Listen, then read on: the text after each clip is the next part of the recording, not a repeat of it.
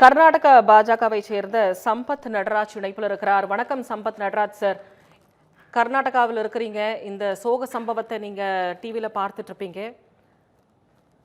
இது தொடர்பான உங்களுடைய கருத்துக்களை பதிவு செய்யலாம் சார். மேம், இது வந்து ஒன் ஆஃப் த ஒஸ்ட் அட்மினிஸ்ட்ரேஷன் பிளானிங் அப்படின்னு சொல்ற மாதிரி இன்னைக்கு 18 வருஷம் கழிச்சு ஆர்சிபி விநாயகருக்கு இன்னைக்கு எல்லாரும் சந்தோஷ கழிப்புல இருக்க வேண்டிய நேரத்துல இன்னைக்கு அங்க வெற்றி கழிப்பை கொண்டாடுறதுக்காக கூடிய கூட்டத்துல இவ்வளவு பேரை நம்ம இன்னைக்கு இழந்திருக்கோம். இன்னும் இது எவ்வளவு கவுண்டா மாறும் தெரியாது. ஒரு மினிமம் பேசிக் அட்மினிஸ்ட்ரேஷன் பிளானிங் கூட இல்லாம இவ்வளவு அர்ஜென்ட்ல வந்து ஒரு காங்கிரஸ் மாநாட்டை கூப்பிடுற மாதிரி கூப்பிட்டு அதுல ஒரு தண்ணி கிடையாது, ஒரு எந்த விதமான பேசிக் அரேஞ்ச்மெண்ட்டும் இல்லாம, போலீஸ் பாதுகாப்பு இல்லாம இந்த 18 வருஷம் கழிச்சு ஒரு வெற்றி கழிப்பு இதுக்கு எவ்வளவு பேர் கூடுவாங்கன்ற ஒரு மினிமம் கால்குலேஷன், அதுக்கான நம்ம போலீஸ் பாதுகாப்பை தயார் பண்ணணும். அதுக்கான லொகேஷனை செலக்ட் பண்ணும் போதுல இருந்து அதுக்கான பாதுகாப்பு ஏற்பாடுகள், பேசிக் பிளானிங், இது எதுவுமே இல்லாம ஒரு கூட்டத்தை கூட்டி இன்னைக்கு காங்கிரஸ் மாநாடு நடத்துற மாதிரி ஒரு ஒஸ்ட் பிளானிங் பண்ணி இவ்வளவு பேர் உயிரிழப்புக்கு காரணமான காங்கிரஸ் கவர்மெண்ட் உடனடியா இதுக்கு வந்து அவங்க வந்து அதுக்கான பொறுப்பேற்று சிஎம்ஓ, டெப்டி சிஎம்ஓ அதுக்கான பதில் இந்த மக்களுக்கு கொடுத்தே ஆகணும்.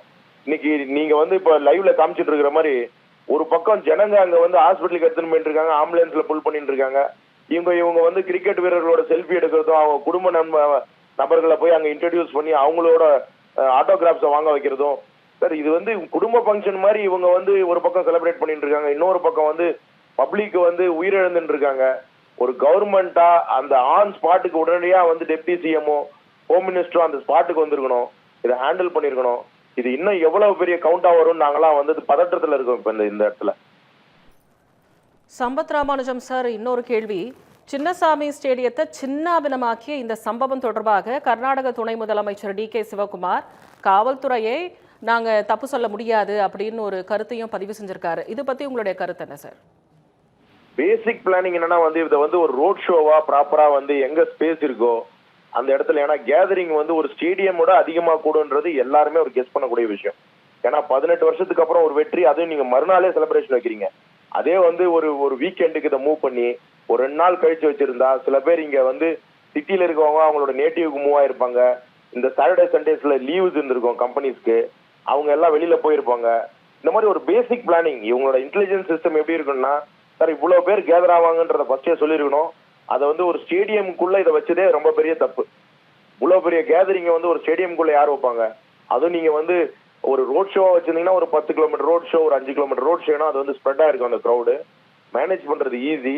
அதுவும் நீங்க ப்ரிப்பேர்டா ஒன் டே டைம் எடுத்து இதை வந்து காப்ஸை பிளேஸ் பண்ணி அதுக்கான பேரிகேட்ஸ் எல்லாம் பிளேஸ் பண்ணி பிளான்டா பண்ணிருக்கணும். இவங்க வந்து இதை வந்து ஏதோ வந்து இப்ப அவங்களோட காங்கிரஸோட வெற்றி மாதிரி இந்த ஆர்சிபி வெற்றியை உடனடியா நம்ம வந்து அவங்களுக்கு அந்த வெற்றியில நம்மளும் ஒரு பாட்டு ஆயிடணும் அப்படின்ற மாதிரி ஒரு மாநாட்டை ஏற்பாடு பண்ற மாதிரி பண்ணிட்டாரு அப்படின்றதுதான் எங்களோட குற்றச்சாட்டு.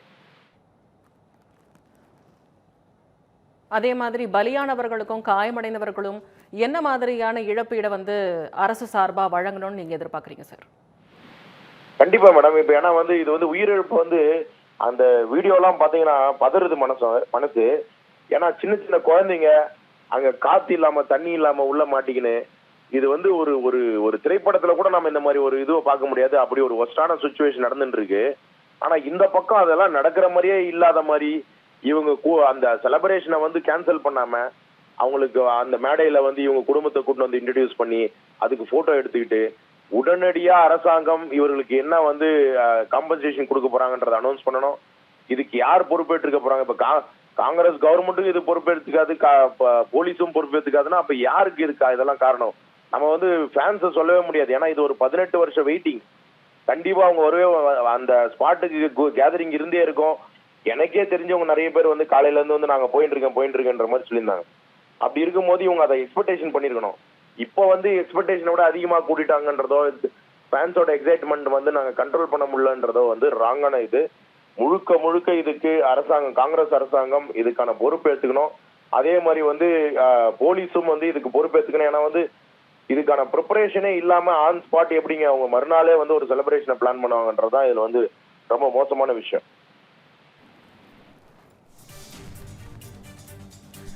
இணைப்பில் வந்து கருத்துக்களை பதிவு செய்ததற்கு நன்றி சம்பத் ராமானுஜம் சார்.